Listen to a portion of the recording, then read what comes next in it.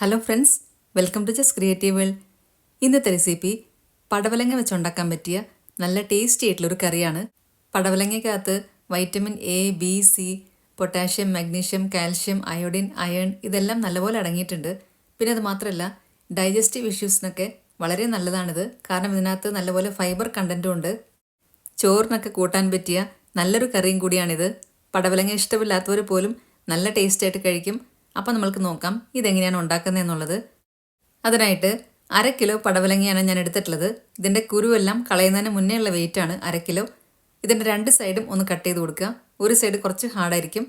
2 സൈഡും കട്ട് ചെയ്ത് കൊടുത്തതിന് ശേഷം ഇതിൻ്റെ തൊലിയെല്ലാം ഒന്ന് ചുരണ്ടിക്കളയുക.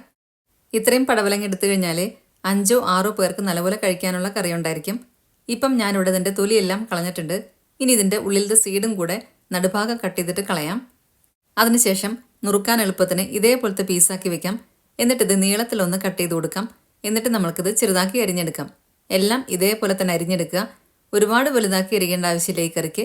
ഇതേപോലെ ചെറുതാക്കി അരിഞ്ഞാൽ മതി. ഇത് വെന്തുടയത്തൊന്നുമില്ല. അതിനുള്ള ഒരു ടിപ്പും കൂടെ ഇവിടെ പറയുന്നുണ്ട്. പിന്നെ അത് മാത്രമല്ല, ടേസ്റ്റ് കൂടാനായിട്ട് കുറച്ചൊരു ഡിഫറെൻറ്റ് മെത്തേഡിലാണ് നമ്മളിത് ഉണ്ടാക്കുന്നത്.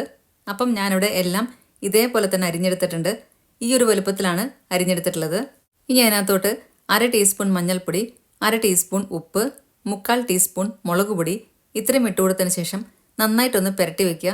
ഒരുപാട് സമയമൊന്നും ഇത് പുരട്ടി വയ്ക്കേണ്ട ആവശ്യമില്ല. നമ്മൾക്ക് ഇതിനകത്ത് കുറച്ചും കൂടെ സാധനങ്ങൾ റെഡിയാക്കാനുണ്ട്. അപ്പം അത്രയും സമയം ഇത് പുരട്ടി വെച്ചാൽ മതി. ഇനി ഇതിൻ്റെ അരപ്പ് ശരിയാക്കാൻ വേണ്ടിയിട്ട് 1 കപ്പ് തേങ്ങ ചിരവിതെടുത്തിട്ടുണ്ട്. പിന്നെ 10 ചെറിയ ഉള്ളി, 5 വെളുത്തുള്ളി, ഒരു ചെറിയ കഷ്ണം ഇഞ്ചി ഇത്രയും റെഡിയാക്കി വെച്ചിട്ടുണ്ട്. ഇനി ഒരു പാൻ അടുപ്പത്ത് വെച്ച് അതിനകത്തേക്ക് 1 കപ്പ് തേങ്ങ ചിരവിതാണ് ഇട്ട് കൊടുക്കുന്നത്. ഇത് മീഡിയം ഫ്ലെയിമിൽ വെക്കാം.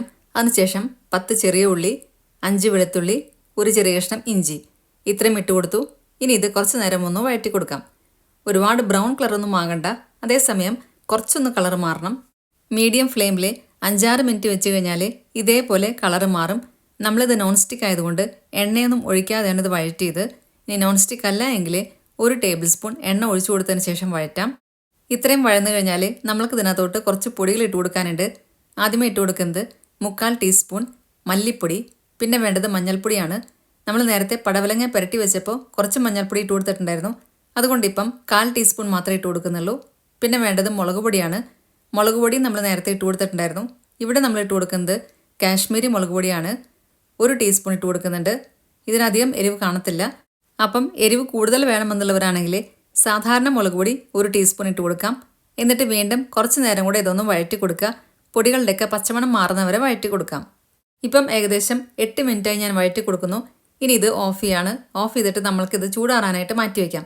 ചൂടാറിയതിന് ശേഷം നമ്മൾക്കിത് നന്നായിട്ടൊന്ന് അരച്ചെടുക്കണം. ഇത് ചൂടാറാനായിട്ട് മാറ്റി വയ്ക്കുമ്പോൾ ഈ പാനിൽ തന്നെ ഇത് വെച്ച് കഴിഞ്ഞാൽ ചിലപ്പം മൂപ്പ് കൂടാൻ ചാൻസ് ഉണ്ട്. അതുകൊണ്ട് വേറൊരു പാത്രത്തിനകത്തോട്ട് ഇട്ട് വയ്ക്കാം. ഇനി നമ്മൾക്ക് ഇതിനകത്തേക്ക് വഴറ്റാനായിട്ട് 10 ചെറിയ ഉള്ളി, 1 തക്കാളി ഇത്രയും എടുക്കുക. ചെറിയ ഉള്ളിയെല്ലാം കല്ലിൽ വെച്ച് ഇതേപോലെ ചതച്ചെടുക്കുക. അപ്പോഴാണ് ഈ കറിക്ക് കൂടുതൽ ടേസ്റ്റ് ഉണ്ടായിരിക്കുക. തക്കാളി നമ്മൾക്ക് ചെറുതായിട്ട് അരിഞ്ഞെടുക്കാം. പിന്നെ കുറച്ച് കറിവേപ്പിലയും കൂടി എടുത്തിട്ടുണ്ട്. ഇനി ഒരു ചട്ടി അടുപ്പത്ത് വെച്ച് അതിനകത്തേക്ക് 1.5 ടേബിൾ സ്പൂൺ വെളിച്ചെണ്ണ ഒഴിച്ചു കൊടുക്കുക. എന്നിട്ട് നമ്മൾ ചതച്ച് വെച്ച ചെറിയ ഉള്ളിയാണ് ആദ്യം ഇട്ട് കൊടുക്കേണ്ടത്. കുറച്ച് നേരം ഒന്ന് വഴറ്റി കൊടുക്കുക. അതിനുശേഷം കറിവേപ്പിലയും കൂടി ഇട്ട് കൊടുക്കാം. വീണ്ടും കുറച്ച് നേരം കൂടെ വഴറ്റി കൊടുക്കുക. ഉള്ളി ഒരുപാട് ബ്രൗൺ കളറൊന്നും ആകേണ്ട ആവശ്യമില്ല.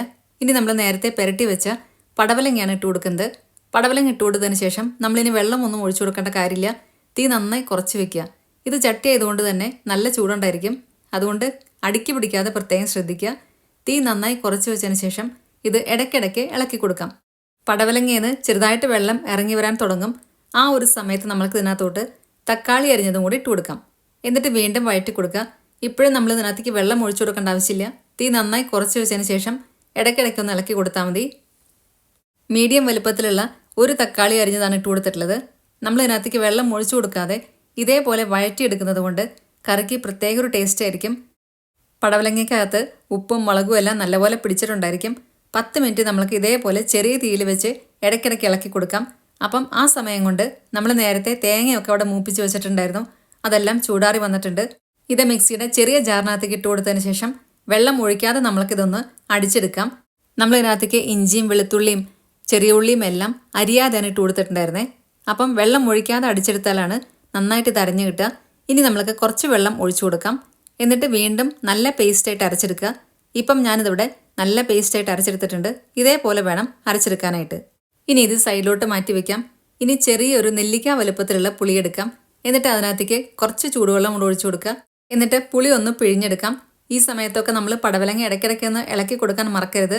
ഇപ്പം ഞാനിവിടെ പുളിയെല്ലാം പിഴിഞ്ഞെടുത്തിട്ടുണ്ട്. പടവലങ്ങയും ഇടയ്ക്കിടയ്ക്ക് ഇളക്കി കൊടുക്കുന്നുണ്ടായിരുന്നു.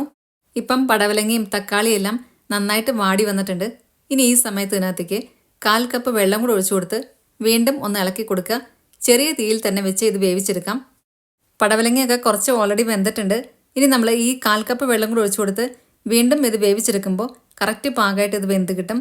കൂടുതൽ വെള്ളം ഒഴിച്ചു കൊടുക്കണ്ട ഇപ്പം, കാരണം നമുക്ക് ഇതിനകത്തേക്ക് അരപ്പും കൂടെ ഒഴിച്ചു കൊടുക്കാനുണ്ട്, പിന്നെ പുളിവെള്ളം ഒഴിച്ചു കൊടുക്കാനുണ്ട്.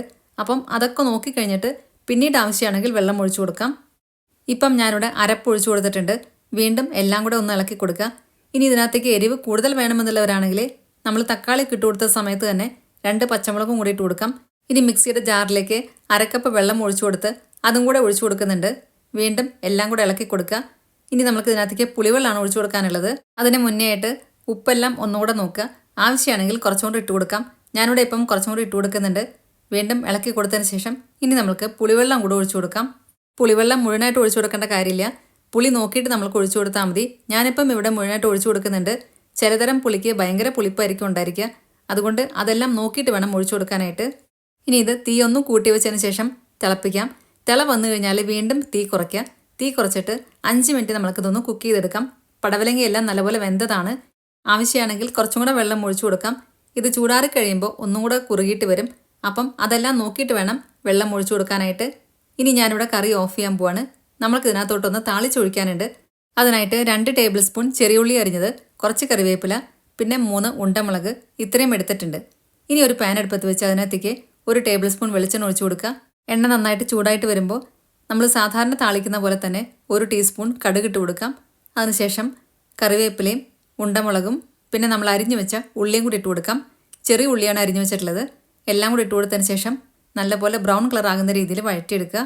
ഇപ്പം ഞാനിതിവിടെ നന്നായിട്ട് വഴറ്റിയെടുത്തിട്ടുണ്ട്. ഏതാണ്ട് ബ്രൗൺ കളറായി വന്നിട്ടുണ്ട്. ഈ സമയത്ത് നമുക്ക് ഗ്യാസ് ഓഫ് ചെയ്യാം. ഇനി നമ്മൾ നേരത്തെ തയ്യാറാക്കി വെച്ച പടവലങ്ങ കറിക്കകത്തോട്ട് ഇതിട്ട് കൊടുക്കാം. നമ്മൾ താളിച്ചത് ഇട്ട് കൊടുത്ത ഉടനെ തന്നെ ഇളക്കരുത്. കുറച്ച് സമയം ഇതൊന്ന് അടച്ചു വെക്കാം. അതിനുശേഷം ഇളക്കി കൊടുക്കാം. അപ്പോഴാണ് കറിക്ക് നല്ലൊരു ഫ്ലേവറും ടേസ്റ്റും ഉണ്ടായിരിക്കുക. ഇപ്പം ഞാനിതിവിടെ കുറച്ച് സമയം ഒന്ന് അടച്ചു വെക്കുന്നുണ്ട്. ഇപ്പം ഏതാണ്ട് 15 മിനിറ്റ് കഴിഞ്ഞിട്ടുണ്ട്. ഇനി ഇത് കറി എല്ലാം കൂടെ ഇളക്കി കൊടുക്കാം. ഇത്രയേ ഉള്ളൂ നമ്മളുടെ ടേസ്റ്റ് ആയിട്ടുള്ള പടവലങ്ങ കറി ഇവിടെ റെഡിയായി കഴിഞ്ഞു. ഇത് ചോറിനൊക്കെ പറ്റിയ നല്ലൊരു കറിയാണ്. പടവലങ്ങ ഇഷ്ടമില്ലാത്തവർ പോലും കഴിച്ചു പോവും. അത്രയും ടേസ്റ്റാണ് ഈ കറിക്ക്. പടവലങ്ങ നമ്മൾ വെള്ളം ഒഴിക്കാതെ വഴറ്റിയെടുക്കുന്നത് കൊണ്ട് കറിക്ക് പ്രത്യേക ഒരു ടേസ്റ്റ് ആയിരിക്കും. പിന്നെ ഒരു കാര്യം പ്രത്യേകം ശ്രദ്ധിക്കാനുള്ളത്, അതിൽ വെള്ളം ഒഴിക്കാതെ നമ്മൾ വഴറ്റിയെടുക്കുമ്പോൾ അടിക്ക് പിടിക്കാതെ നോക്കണം. അപ്പം എല്ലാവർക്കും ഇന്നത്തെ വീഡിയോ ഇഷ്ടമായെന്ന് വിചാരിക്കുന്നു. വീഡിയോ ഇഷ്ടമായിട്ടുണ്ടെങ്കിൽ നിങ്ങളുടെ ഫ്രണ്ട്സിനും റിലേറ്റീവ്സിനൊക്കെ ഷെയർ ചെയ്യാൻ മറക്കരുത്. സബ്സ്ക്രൈബ് കൂടെ ചെയ്യുക. അതിൻ്റെ സൈഡിലുള്ള ബെല്ലൈക്കണിൽ ഓൾ എന്നുള്ള ഓപ്ഷനോടെ ക്ലിക്ക് ചെയ്യുക. അപ്പം നെക്സ്റ്റ് ടൈം ഞാൻ വീഡിയോ ഇടുമ്പോൾ പെട്ടെന്ന് തന്നെ നിങ്ങൾക്ക് നോട്ടിഫിക്കേഷൻ വരുന്നതായിരിക്കും. ഈ രീതിയിൽ പടവലങ്ങ കറി ഉണ്ടാക്കി നോക്കിയതിന് ശേഷം നിങ്ങളുടെ ഫീഡ്ബാക്സ് എല്ലാം കമൻസിലൂടെ അറിയിക്കാൻ മറക്കരുത്. നല്ലൊരു വീഡിയോ ആയിട്ട് വീണ്ടും കാണാം. താങ്ക്